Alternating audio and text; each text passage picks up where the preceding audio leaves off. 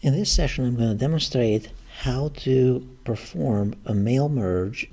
The process is actually very similar to other versions of Microsoft Word as well. It's not identical. So let's say I have this long document here, and I want to do a mail merge and send this to individuals. For now, I'm going to create a new page here. I'm going to insert a new page, and I'm going to put their information in there for my clients. So in this case, I'm going to go under Insert, and I'm going to insert a page break, just so that I have a blank page here to start with.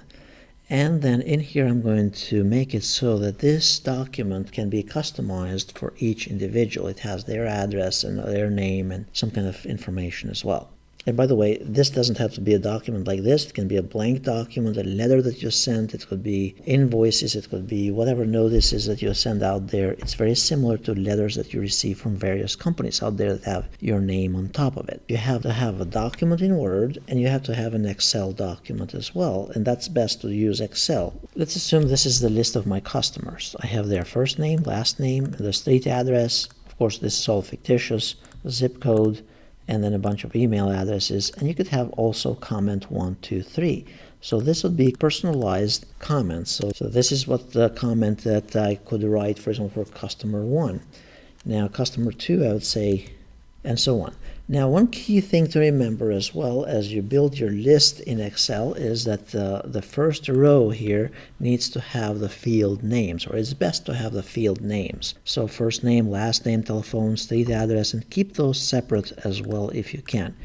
Keep as many fields as you want here, or columns with comments, because you can utilize this for multiple mail merges. And the way you'll be doing it is that you can link the same data file, and you keep on updating this from month to month, and you link it to the same report or the same mail merge that you do for your customers.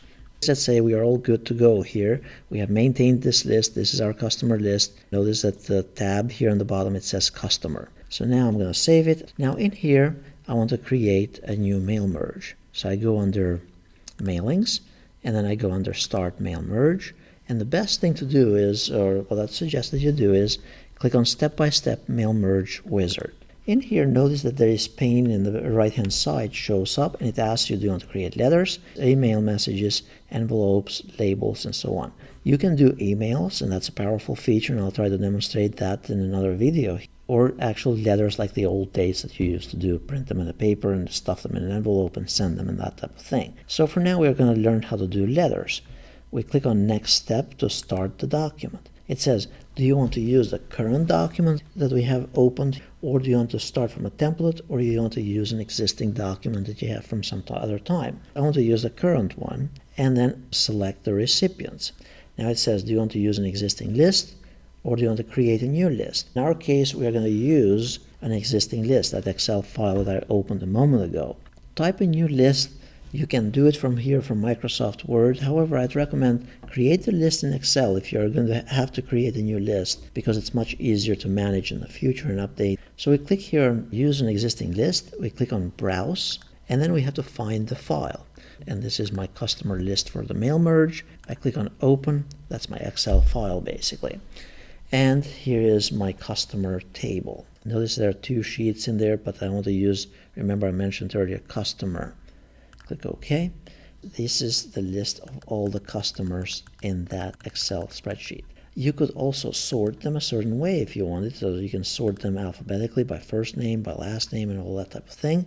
And then you can also filter them if you needed to. So let's say you want only by a specific zip code, or by a specific criteria and so on. You could basically simply click on Filter and choose a field name. And let's say here's a zip. And you would say zip equal to some number or greater than some number and so on. So in this case, I'm going to cancel that. You could find duplicates to avoid sending duplicates, and click on OK here. At this point, we are ready. We have told the system that we're going to use the existing document and an existing list. Now the next thing it says, write your letter. Put in your address block. I could put this by clicking on it, or we could insert the fields manually. I would recommend that you tinker with it manually. So you could say, dear, and then choose the insert field option. So dear first name. The computer will put the first name in there. Then you go to the next line here, and then you start writing your letter. In here you could put their address so that it will be part of the envelope. So we click here under Insert Field, first name, space, last name, and then Insert Field, street address, city, comma, state, and the zip. Now those look coded, but computer is going to pull them one by one and match them with the Excel spreadsheet, so don't panic on that. Now in here you would write your letter. You'd say below is the annual report for your investments. Let's assume this is an investment report. Remember in Excel we had a comments field. You could put a comments field in here. Now at this point you put your name there. You could also insert an image if you needed to, or a logo, or whatever part of your, it's going to be duplicated across all the pages. Now at this stage you could save this. If you were to save it at this point and you'd give it a name, the reason why I saved it is because you could at any point open this and it's going to pull your data automatically from your Excel file if you needed to do another mail merge in 6 months or whatever. Now the next thing here, notice it says preview your letters. This is the address, Alex, and so on. And you could kind of preview them right here. Next, next, next. A lot of people, they stop here, but you need to finish to complete your merge. You can click here under complete merge, and then you can either choose to print them or edit individual letters. Notice there's also a finish and merge option on the top as well. So in my case, edit individual letters. And then I'm going to choose all of them. Now it's going to take a little while because I have 29 pages here and I have a lot of customers. So notice now we have one letter or long report for every one of the customers here. So notice we have here, the first one is for Alex. And now we have to keep on scrolling because this is a long report. And now here's Amber. That's the next customer. And again, like I mentioned, it's going to be a long one. So suppose you have 2 or 3 pages, and this would be much more meaningful. But basically, we're creating a personalized report here for each one of the customers.